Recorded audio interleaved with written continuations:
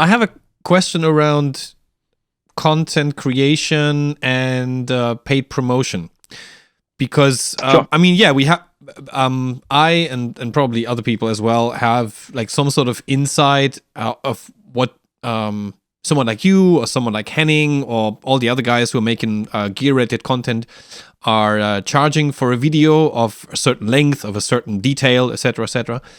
So, but how do you deal with paid promotion and still maintaining honesty and transparency regarding making a gear-related video? It's very simple. The mindset is they're paying for my time, not my words. And quite frankly, they're paying for my reach as well, to put it into horrible influencer terms.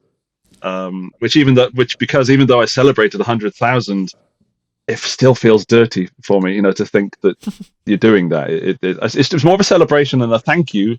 Now let's get back to work, So of course I need to be paid for my time. Anyone does. You call a plumber, what's another example of someone that gets paid well? An electrician. I just had an electrician. He came to look at my electrics box and he did nothing. He just looked at it and it cost me €100.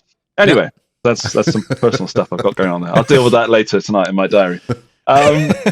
Guitar, I watch a lot of YouTube. I don't watch a lot of guitar YouTube. And guitar YouTube tends to be quite toxic and mistrusting and disingenuine. And I don't know where it comes from, but for me, it's certainly linked to magazine reviews where this guitar was 9.5 out of 10. Oh, it's a good guitar. Turn the page. Oh, look, there's an advert for that guitar.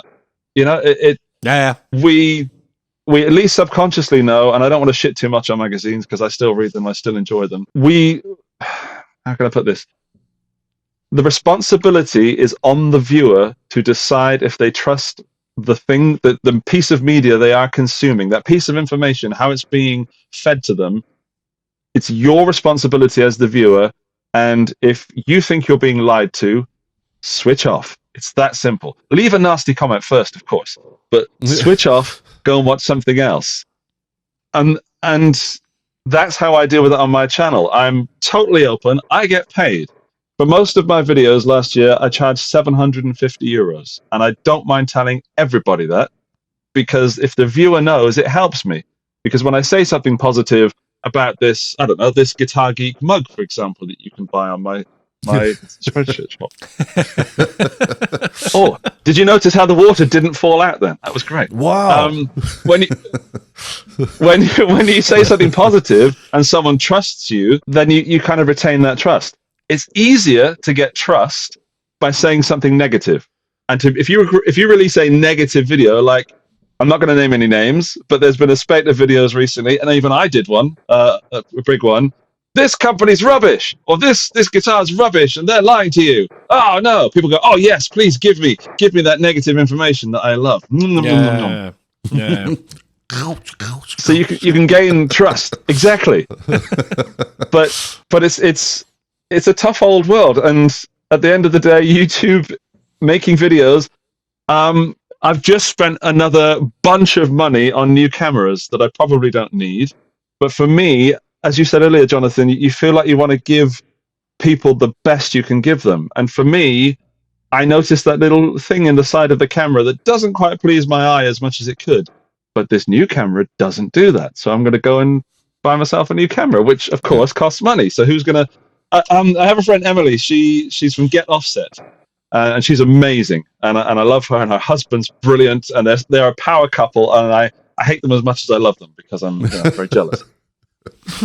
But she was talking about this kind of thing with dealing with people, and paid videos you can't trust paid videos, and you can't trust that, and you can't do this, and people shouldn't be paid for what you do. You should just buy the gear. I used to do that. People still do that, but you can't sustain that. And what you end up with is a crappy looking video with crappy audio. Because if you want to do this as a job, you have to invest in certain parts of gear. And then, of course, it becomes an obsession and you take it too far. I don't need new cameras, for example. Everything's fine. No one's ever complained. But I started this channel on my phone, which barely did 1080p video, and those videos are still some of my top performing videos. Yeah, I think I know where you're going with this, Andy, is that I think a lot of us are going too much with the overly produced videos. So I've done it myself. I'm guilty of that. Like having all the B-rolls as fancy as you can have it. And because I have the voice that I have, it sounds like some kind of ShamWow commercial. So it's like, this is the new pedal by FFX. And then you're like panning and all this stuff. And people are like, oh, fuck, this guy's bought out. He's a shill and all this stuff. And it's like, no, I'm not even paid. I got the pedal in exchange for this video. Oh, so you got the pedal for free. No, it's not free. I still have to make the fucking video. What are you talking about? Oh yeah, this guy's opinion's bought out. It's at first it used to piss me off, and then I realized that it's my fault because I'm the one going too over the top with the production because I thought that's what people wanted. And then as I'm scrolling through like different videos for demos, I see this guy. You see him put his phone on his desk. He's got no microphone, you can't see him, and he's playing, and it sounds like shit. And people are like, this is a great video, man, because we get the real sound of the room. With a 10-cent microphone from the phone? The fuck you talking about? And that used to piss me off, but I clued into what they were talking about. This was a genuine person who bought the gear. They weren't given the piece of gear in exchange for the video. This is someone who bought it. They're not a shred player. And if you can take that lesson away from a video like that and see that this person has 30,000 views on a video, and you go, okay, I got 2,000 on mine. Am I just jealous because this person was more authentic than I was? So then I have to rethink my formula and think, okay, I'm overproducing. I'm going too over the top. I'm not getting to the point quick enough. And I'm not serving these people what they came here to hear. They want to know, is it good or not? I think that's what makes a video look less overly produced and makes you look less like your opinion is bought out. It's when you're more like straight to the point with the video. Now, you still have those douchebags that are going to come in and say, oh, you got paid for this video. Yeah, well, excuse me, I'm not a martyr. I'm not going to buy all this stuff, ruin myself financially, so you can watch 30 seconds of this video and then bail out, you know? Sorry, I'm being harsh. No, I'm just enjoying bitching about everything. It's great.